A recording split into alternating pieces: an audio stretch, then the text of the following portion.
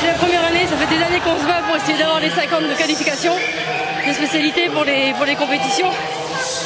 Et là, ben voilà, c'est une première, je suis contente. Je suis contente. Vraiment, ouais. Alors il y a eu des records de France aussi depuis ce matin. C'est Mélanie qui avait commencé et je trouve que la pression est montée au fil de l'après-midi. Ouais, je suis très contente, mais vraiment, je ne m'attendais pas à faire cette performance. Et je suis partie, voilà, j'ai fait mon truc et c'est super qu'on y aille, quoi. Bravo les filles.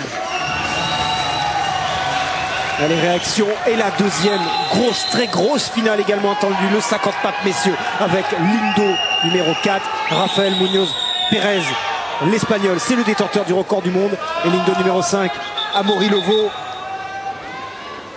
qui va devoir batailler, s'employer s'il veut aller chercher un autre billet.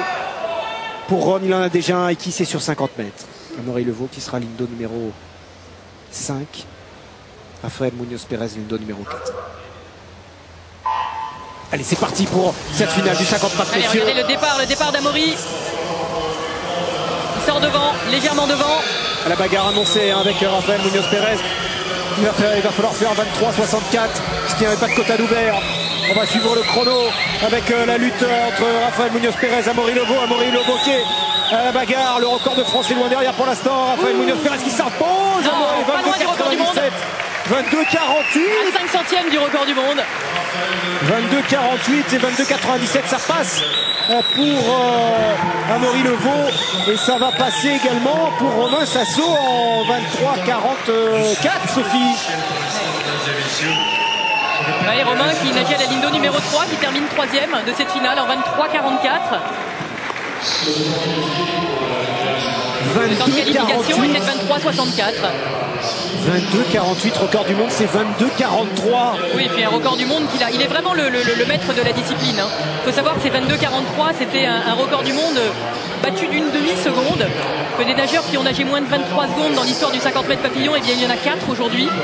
Il y a Roland Schoeman, l'ancien détenteur du record du monde. Il y a Rafael Munoz Pérez, celui qui a battu le record du monde il y a quelques jours. Et puis les deux Français, Frédéric Bousquet et Amaury Levaux. Seulement 4 nageurs au monde qui ont déjà nagé moins de 23 secondes. Vos impressions après cette première course ici? Ça va, les sensations sont là.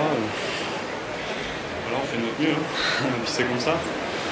Maintenant, je sais pas, ça se passe bien. Raphaël, vous avez mené la vie dure là? Non. Là, le record du monde, je l'ai pas, donc voilà.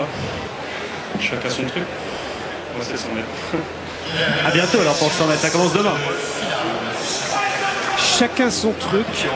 Moi, c'est le 100 mètres.